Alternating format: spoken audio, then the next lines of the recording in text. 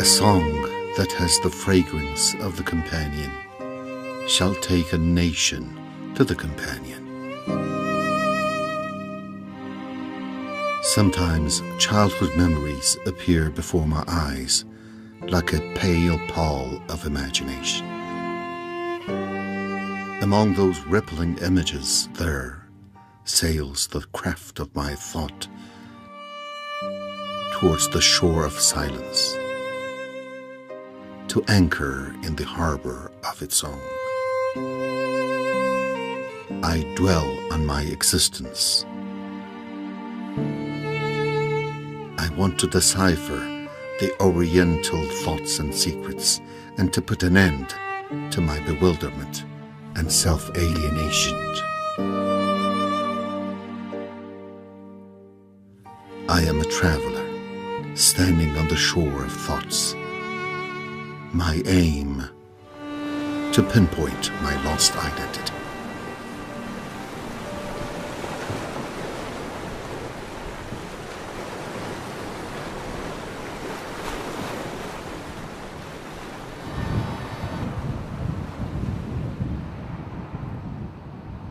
I am a traveler, walking on the road of human thoughts. My destination is the land of belief in oneself, in a bid to revive an identity which might no longer exist.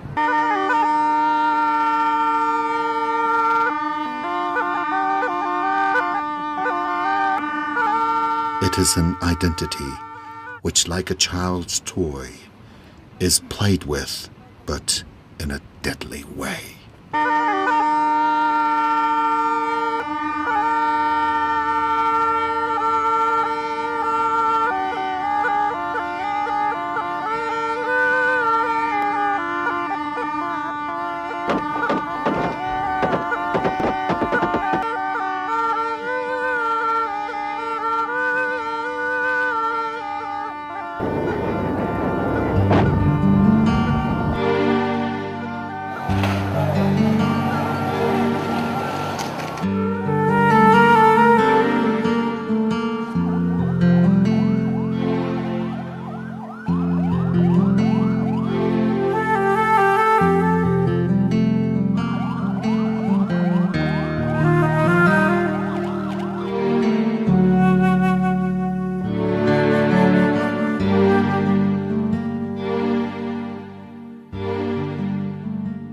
Some ignorant guys sent to the slaughterhouse of death every day thousands of innocent people because they are deeply buried in the marsh of their jejune ideas. In a way, there are two types of travels, a physical one, or going from one place to another, and a spiritual one, or transforming from one mood to another. Those embarking on the first type are many in number, and those embarking on the second type are much less. My travel is a mixture of both. Within the land and the sky, a travel in time to appreciate the ideas of an Eastern philosopher, namely Allame Muhammad Iqbal, the thinker, that if his thoughts were well understood, we would not witness the ignorant behaviors by takfiri groups that are far from Islamic injunctions and humanity these days. Allame Iqbal wrote great mysteries in his books for his son, Javid Iqbal, and all others. As an old man, Javid knows it well whom his father was addressing. Javid talks to him like this. Right now, I am 90 years old. You don't address people of my age. You address young people. You like them to believe what I say. I personally cannot fully understand you. I follow a path not wanted by you. Talk to me, who is 90 years old. You feel the elderly usually talk in a desperate way. You advise that one should not be desperate. The right man is hidden in you. Go on with your search. He will surely appear. You are saying the same thing. You have not visited me. I did my best. I searched for 90 years, but I did not find that right man. Where is he then? Tell me if you know.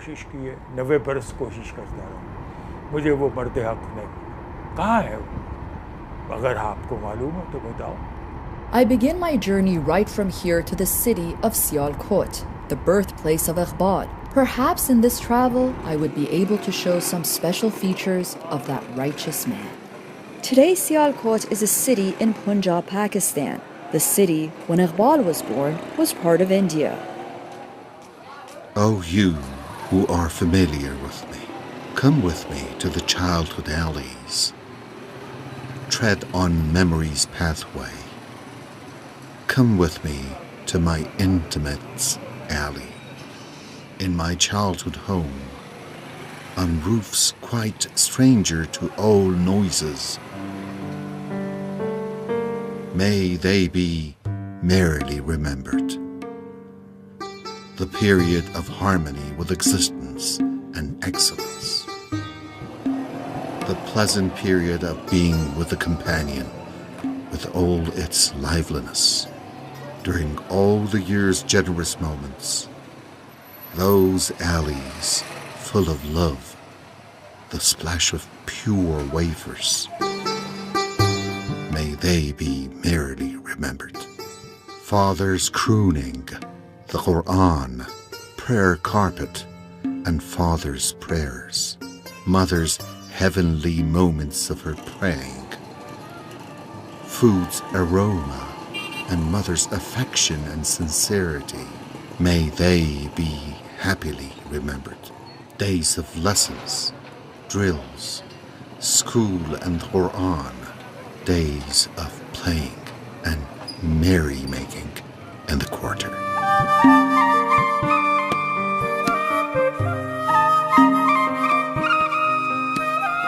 Hello to you and to the fruitful days of your past life. I do love you as you were my refugee place and my birthplace. I do love you as it was you who started my life. ये वो घर है जहाँ अल्लामा इकबाल 9 नवंबर 1877 को सुबह 5 Here is the very room wherein Iqbal was born on the 9th of November 1877 at 5:14 a.m. इस घर की इब्तिदा की 6 फरवरी 1861 The house here was built by his grandfather, Sheikh Muhammad Rafiq. He was the first to occupy the house. उसके बाद अल्लामा Iqbal On the 6th of February 1861, he bought 3 small rooms and a house near here until Iqbal was born. Later, Iqbal's elder brother came here. The house has undergone no change since then.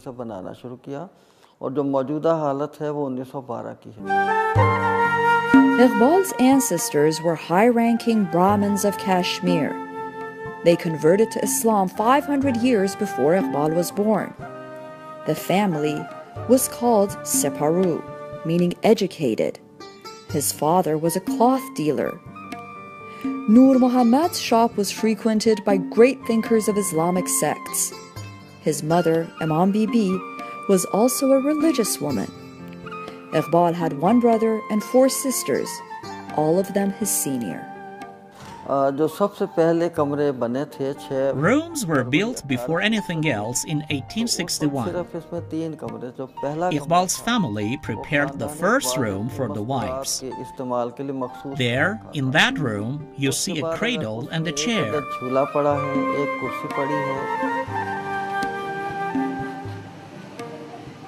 Encouraged by his father, Muhammad Iqbal learned the Quran from his very childhood in Hisamuddin Mosque of Kashmiris. Basic lessons were learned at home, as Iqbal says this was the best period of his lifetime, because under his father's support, his thinking foundations became established. Sialkot's graveyard tells years later, when his father died, the story of Iqbal's attachment.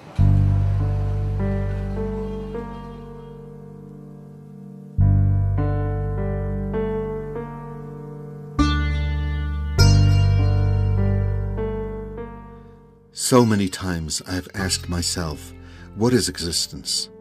From where does it take root? What a secret it is that has attracted thinkers' attention. I could not find answers to those questions.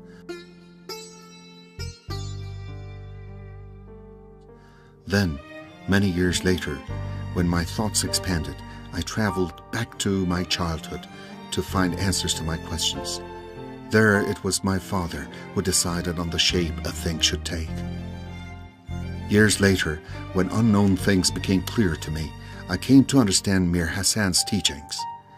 He talked to me about the Book of Life, but he did not mention the book's title. A condition set before me by him was this: to learn new sciences Europeans learn. It is only then that you come to know what the value of the Book of Life is. He was quite right. Years later, with all my heart, I came to fully know the Book of Life. The Book of Life, the Holy Quran, whose wisdom is eternal and solid. It is an illustration for life's secrets. Its power makes the unfaithful faithful. To mankind it is the only message. The bearer of it will enjoy the mercy of both worlds. Bandits turn into leaders just through its memorization. They become pious just with the help of this very book. He whose heart's pulsation is a result of the book's warmth, his restless way finds comfort just as does a pearl. Should you want to live a Muslim life, only through the Quran is this possible. Sialkot, a city in northeastern Punjab province located at the foot of the snow-clad Kashmiri mountain. It was here in this crowded city where Allama Iqbal's first educational basis took root. Having received his first training by father and such a great teacher as Maulana Mir Hassan, the young Muhammad entered Scotch Mission School to start his official education therein. The school's premises, against passage of centuries, keeps the same shape as it used to have. He finished his high school here in 1891. Then in 1893, he completed his 10th grade, and it was here where he finally ended his high school education in 1895 and got his high school diploma.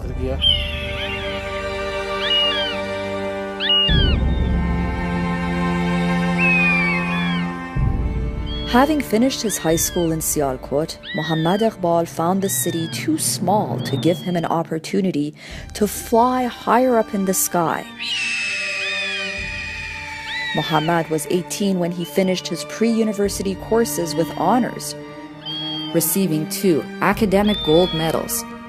Admitted on a scholarship, he left Sialkot for Lahore as advised by his teacher Mir Hassan. Lahore was a city southwest of his birthplace, 125 kilometers away from it.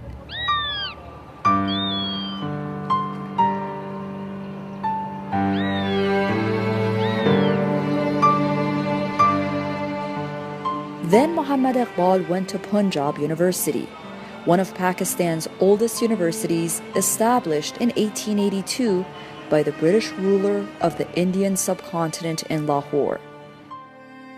There, the instruction language was English, though some lessons were taught in Urdu. Young Iqbal of Sialkot went there to continue his education. Very soon, he got so famous throughout the world due to his thoughts and his Persian Urdu poems. Known as Iqbal Lahori, he was destined to get his BA and MA here and composed his earliest poems. अल्लामा इकबाल बिलाशुबा हमारी इस्लामी दुनिया का Undoubtedly, Iqbal is, for us in the world of Islam, a clear metaphor and a great name. Iqbal found in Islamic world a special thought. At the present time, we are living in a place so blessed as it witnessed Iqbal, the learned, for 5 years.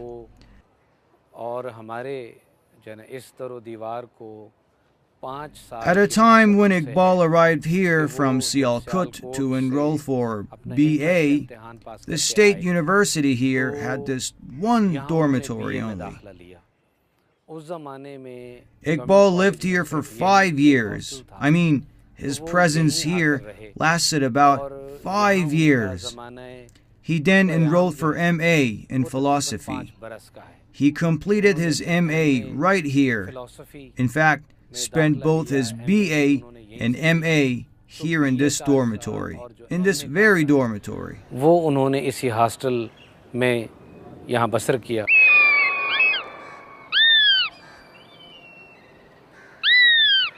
Iqbal, as it seems to me, went through 2 periods in his life, a wisdom period and a love period. اقبال زمانی که در شبه قاره بود During the time Iqbal was still in the subcontinent, and when he had not yet left for the West, he was naturally well acquainted with Western philosophy, had deeply studied Hinduism and Islamic thoughts.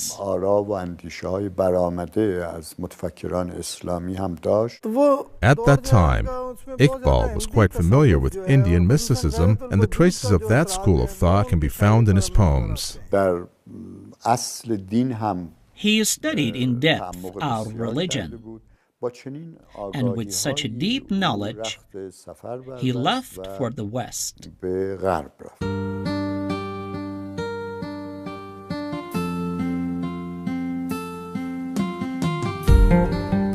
There was no ending to the stories of my restlessness and abandoning similar places. I was 28 when, recommended by my teacher, Sir Thomas Arnold, I left for Europe to continue my studies. Having a master's degree in philosophy, I had taught at the Oriental College, but going to England and starting study at Cambridge University for a doctorate in philosophy changed everything. Studying at Cambridge secured me opportunities to know better and more about Western philosophers.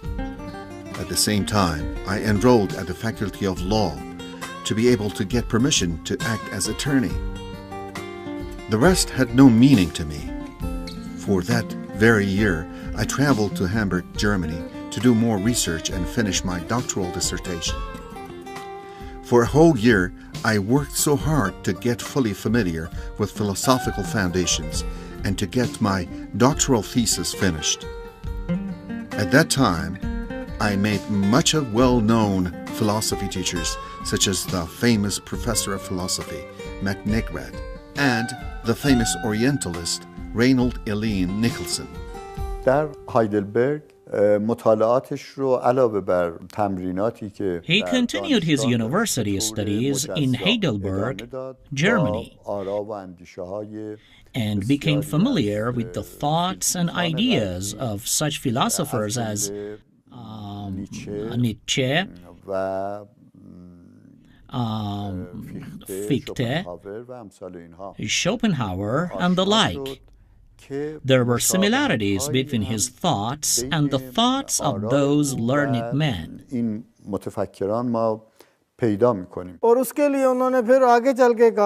Iqbal continues to say that he was changing and thinking those days. Interestingly enough, Iqbal was influenced by Western philosophers. He adopted their thoughts and opinions. He received ideas from them, but mixed them with his own to create an independent thought system and called it own philosophy.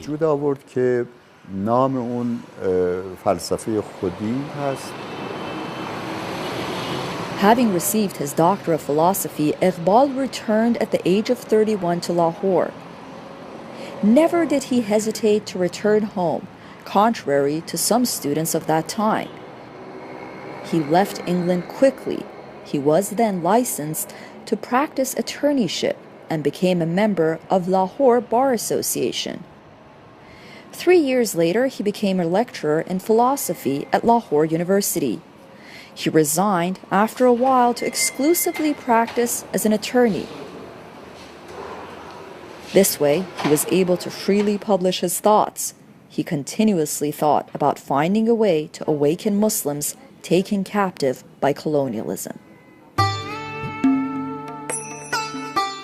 All my life has been coincident with the Indian subcontinent's darkest days.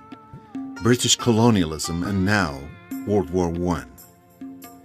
India was dominated by colonialism since the 18th century, but as World War I began in August 1914, a new form of cruelty began to cover my land. Indians went to fight a war wherein they had played no role.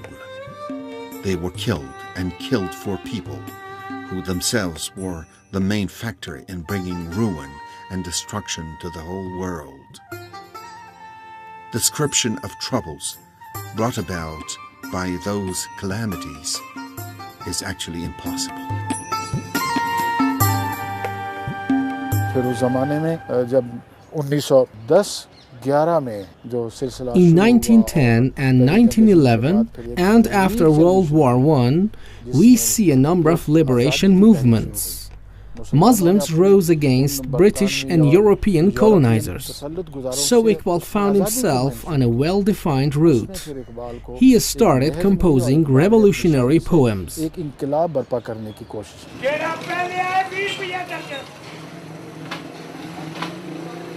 After World War I in 1918 and the fall of the Ottoman Empire, something had to be done quickly to save people of the tyranny imposed on them.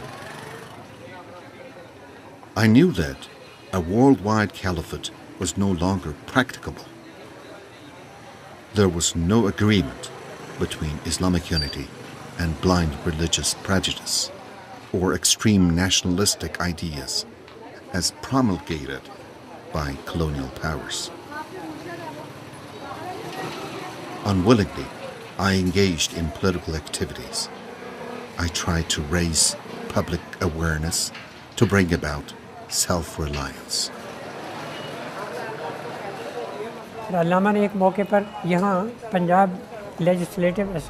Allama ran for Punjab Parliament election. As he said, he hated political activities and Muslims' needs forced him to enter the political arena. Consequently, he joined the Muslim League Party. He succeeded to become an MP for Punjab province for 3 years.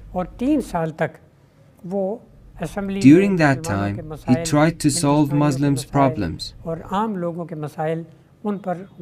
Iqbal used to talk on such problems.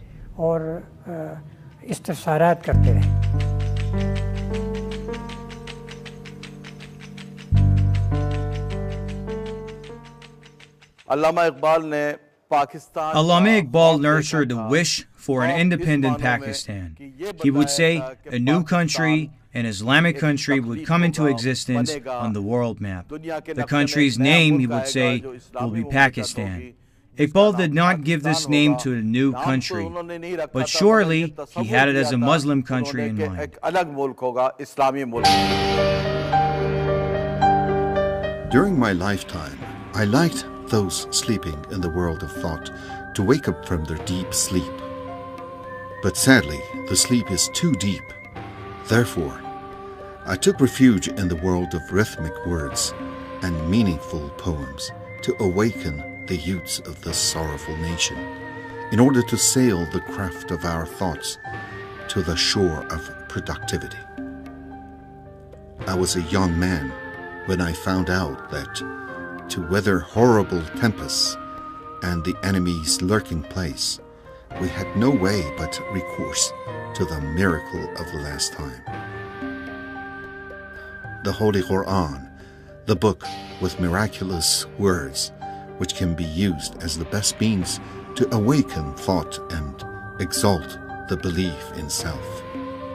The book is most succoring, particularly to the youth. I, who despair, of the sages of old have a word to say touching the day to come. Render my speech easy unto the young. Make my abyss for them attainable. Iqbal's message is addressed only to the youth. He calls them royal falcons. As held by Iqbal, the royal falcon has 5 characteristics. Iqbal wants the youth to catch hold of falcon's characteristics as much as possible. The 5 good attributes of the royal falcon, as seen by Iqbal, are flying high. So, Iqbal wants the youth to fly high for sure. The second attribute is keen eyesight. The youth can fly high only if they have keen eyesight. Its third attribute is that it does not build a nest, nor does it follow richness. The fourth attribute, it loves solitude, as it is a source of creativity. The last attribute, as told by Iqbal of the royal falcon, is it does not eat the prey hunted by others. Iqbal wants the youth to show these 5 attributes.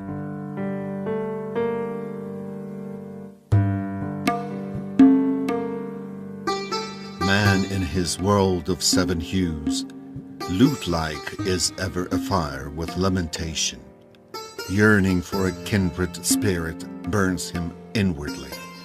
Touching him, throneth is to soothe the heart. And yet, this world that is of water and clay, how can it be said to possess a heart? Sea, plain, mountain, grass, all are deaf and dumb. Deaf and dumb heaven and sun and moon. Each one is desperate just as we are, a vagrant lost in azure wilderness. Bitterly I wept, but echo answered never. Where may Adam's son find a kindred spirit?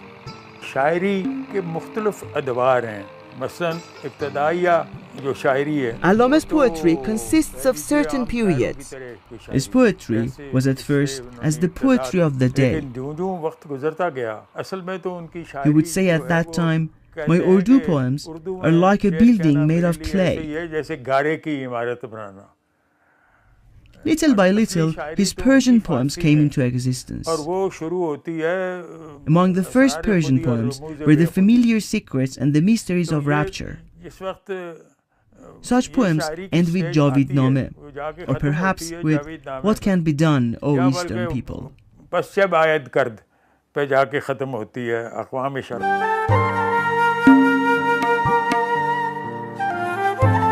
Gradually, Iqbal changes from a national poet to the poet of the Islamic world.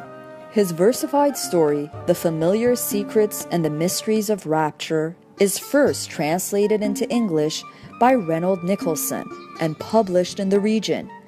Years later, his Javid Name is translated into German and Turkish in 1957 by those who study Islam, including Anna Marie Schimmel. The book is published in Munich, Hermann Hesse. The German writer and a winner of the Nobel Prize in Literature writes an introduction to Javid Name, as requested by the translator. Hesse writes, Sir Muhammad Iqbal belongs to 3 intellectual domains. His works are the outcome of these 3 intellectual domains: Indian intellectual domain, spiritual domain, and Western thoughts domain.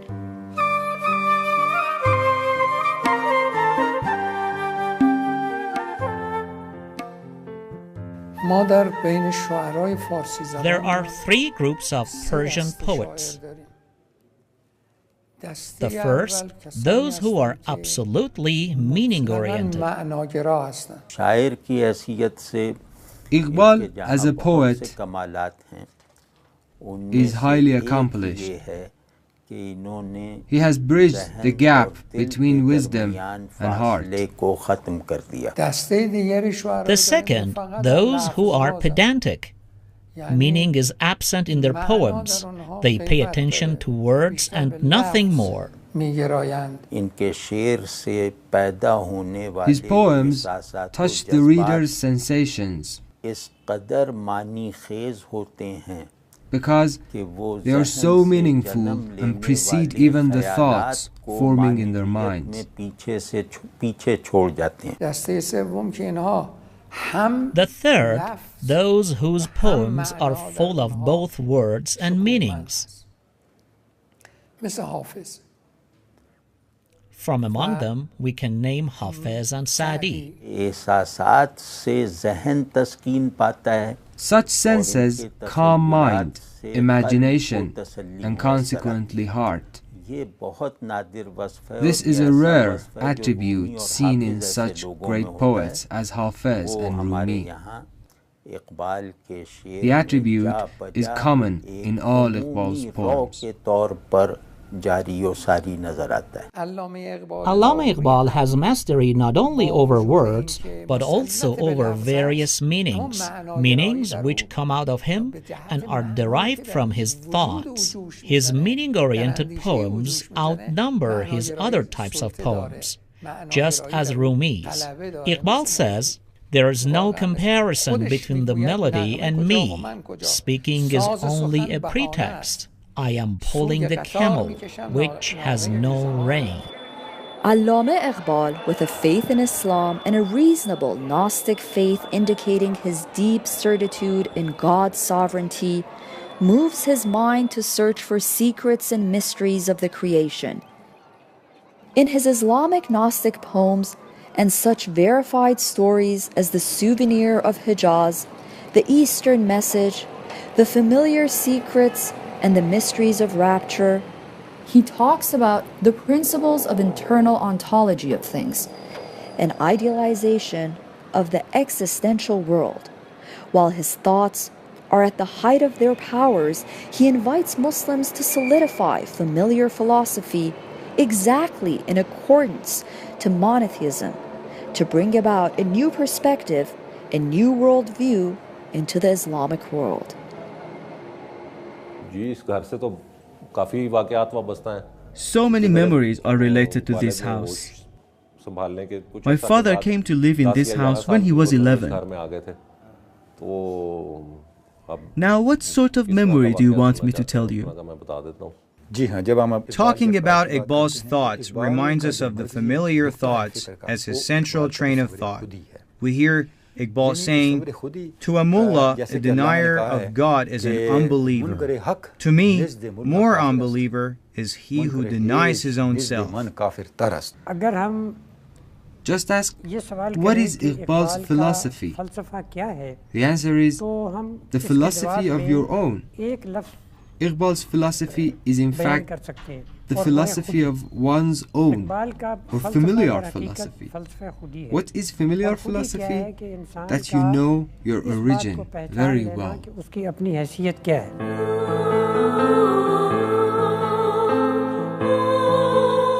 Never in my life have I been interested in the world's wealth or posts.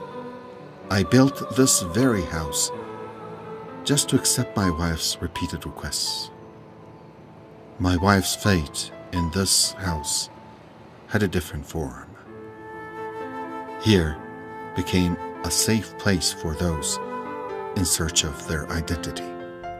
I clearly saw that most Muslims in the motherland had lost their Islamic identity, and to regain it, they need to struggle hard. This house, this quiet corner, became a place for those who wish to fly thoughts of self-belief, something much needed by all. This house originally belonged to my father, Javid Iqbal. The house title deed had already been issued to my grandmother. Upon the death of my grandmother, the deed was transferred to my father, Allama Iqbal would live here as my father's tenant. He paid the rent to my father every month or every 3 months. Never did I lose my interest in my native land's people. My best time was when I was among people to see them struggle hard to earn their living. I was inspired by their uproar in the Anarkli district. Loftier than the heavens is the station of man, and the beginning of education is respect for man. Iqbal lays heavy emphasis on the familiar secrets and mysteries of rapture. Familiarity, as seen by Gnostics, means to entertain the self, to fully know the self. It's a famous statement that knowing the self is meant knowing God. Iqbal emphasized, first and foremost, returning to the self. Search within yourself in order to know the self. Iqbal invites us to know ourselves before doing anything else. Anything else. We shall heighten ourselves to become a human being par excellence. From God's own being, the self got a being so. From God's own show to self he gave a show. About this shining pearl I know not where it could be then without a river there. Iqbal meant to look carefully at human beings on the one hand and to look carefully at Islamic ideology on the other hand. For that very reason, we see Iqbal describing in detail the Eastern society and the essence of Islamic thought. Who is a selected man? A selected man is the one who is searched for by God. He is in a form desired by God. God wants that kind of human being. This is possible only if man searches for himself, to train himself in a desirable way, to maintain the self, to try hard to fully understand the self. This way finally leads to knowing well the Supreme Being. The greatest message of Iqbal, as expressed in his poems, is to know yourself, to turn to your own self, to know the East, not the West.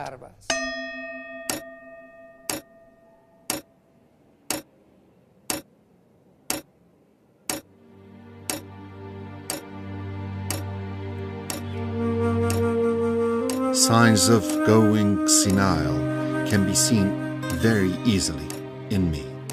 The tick-tock of the clock shows clearly the passage of my life. So quickly pass opportunities. So little time have I to reach the end of the line. Oh, the memory of those days when time's sword was allied with the strength of our hands and unveiled the face of truth. Our nails tore loose the knot of this world. Our bowing in prayer gave blessings to the earth. From the jar of truth we made rosy wine gush forth. We charged against the ancient taverns. इस घर की तामीर हमारी दादी की ख्वाहिश पे की गई थी, पर वो इस घर में सिर्फ This house was built under my grandmother's wish, उनकी यहाँ पे बीमार but only for 2 or 3 days she lived here. चौथे दिन वो वफात पा गई। She was sick when they carried her in a car, but she survived only for 2 or 3 days.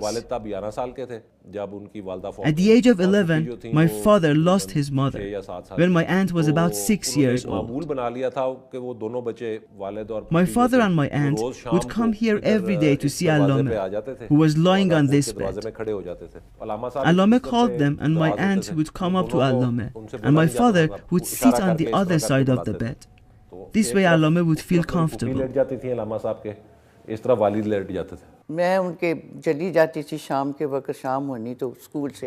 I usually went to see them after school. Allame was always lying on his bed and resting. I was always beside him. Other people would also go there. मुसलसली जारी रहता था। इस घर में कई लोग अलामा को मिलने आ चुके हैं। कायदे आज़म Mohammad Ali Jinnah, Many came here to see him. Among them, General Muhammad Ali Jinnah, Jawaharlal Nehru, Muhammad Ali Jawhar, and many other intimate friends of Allama. अलामा साहब अपने बिस्तर पे बैठते थे और They would come here just before or after midday to have a chat with Allama about topics like poetry, philosophy, or any other things. तो ये अलामा की जिंदगी Allama spent his last days of life here. वो इस घर में गुजरा। I was well aware that the main reason why India went under the yoke of British colonization was lack of knowledge of self and reliance on others. Self-awareness springs out self-dependence and internal richness. Know yourself, know your hidden parts, nurture your parts, and create a new world which will compensate for old shortcomings and soul defects to pave the way for comprehensive development. It is the self which originates existence. It is self-awareness which gives birth to human values. It is the self which affects existence. What human beings see or intuit is a manifestation of the self through mysteries.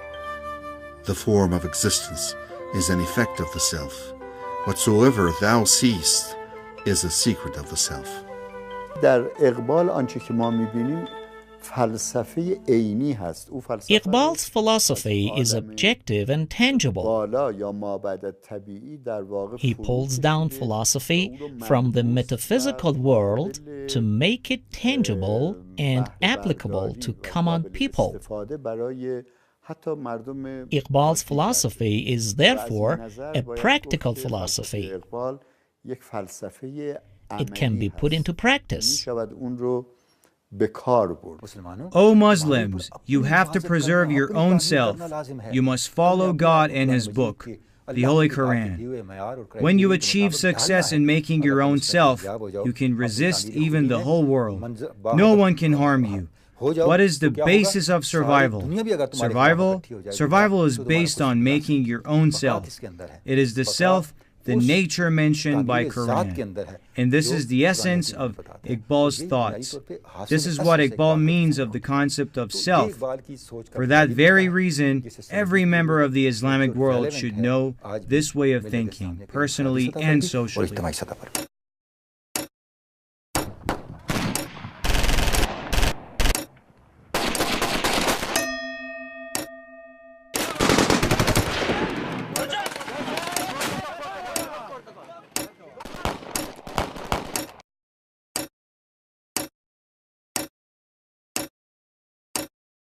Today we see a group of ignorant people who commit, under the name of Islam, the most heinous acts, though they are all against Islamic teachings. In fact, they are all Satan's companions and toys in the hands of those who want to mislead them.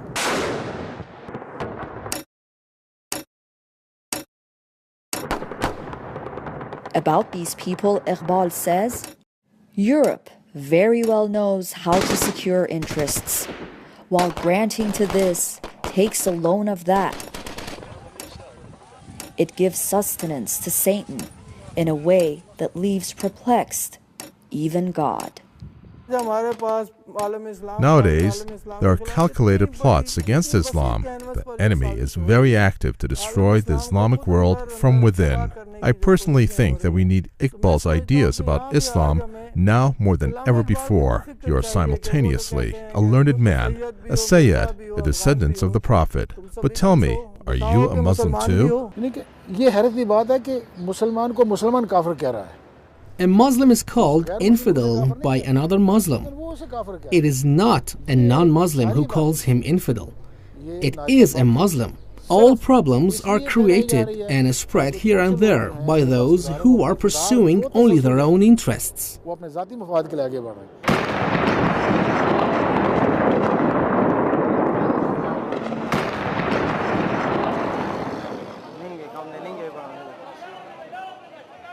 तो हमारा कलमा है वेदत The phrase which brings unity to you all is, "There is no God but Allah."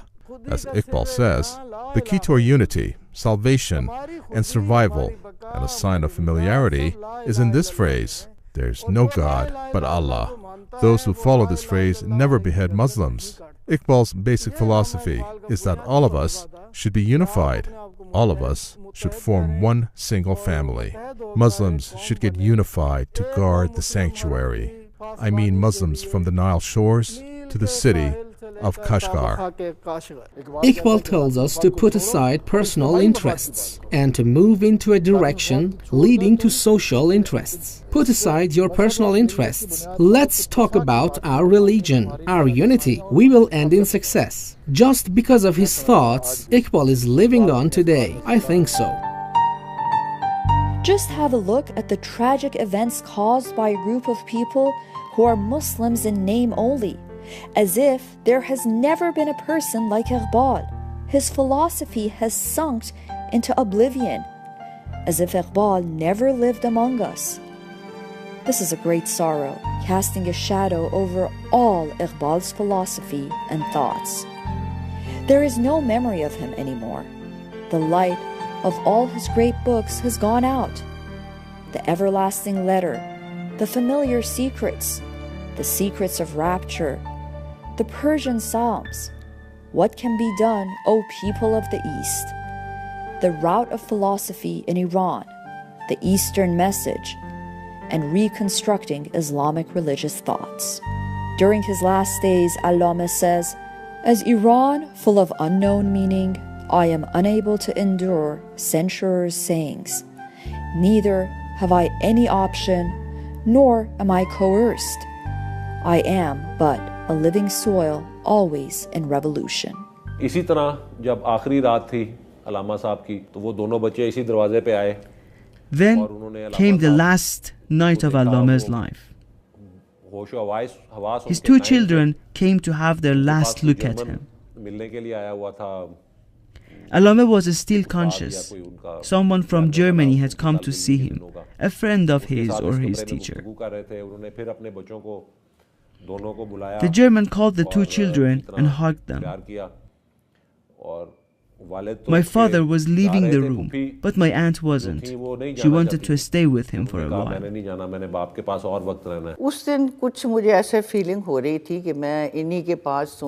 At the time, I felt I had to stay with Allama and to sit there motionlessly. Our tutor, Aunt Doris, came there to take me with her.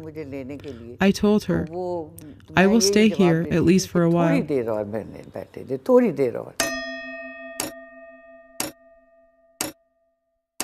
Allama told the tutor she knows that this is the last meeting between the father and the daughter. That is why she doesn't want to leave. Let her stay. Inko rehne de. She knows this is the last time she sees her father. And finally, I felt something was going to happen. For that very reason, I didn't want to leave the place.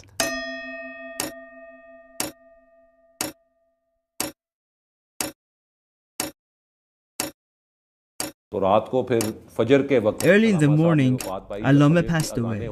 The muezzin was calling out the morning adhan. Here, beside this bed, was standing his close friend, Ali Bakhsh.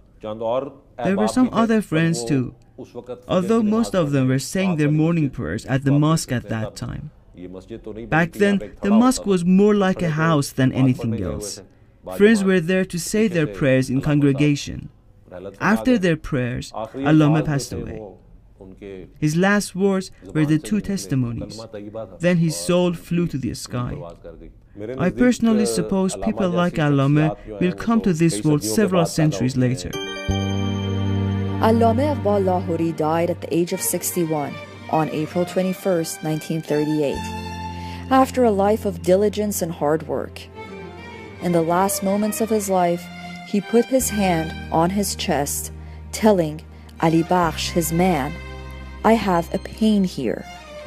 And upon uttering this ambiguous, meaningful remark, he bade farewell to the world. Many attended his funeral and accompanied him to his final resting place next to Masjid Shah in Lahore. On his deathbed, Allame composed this song. Does a song gone come back again? No. Does a breeze come from Hijaz? No. There finally came to an end all those days of poverty.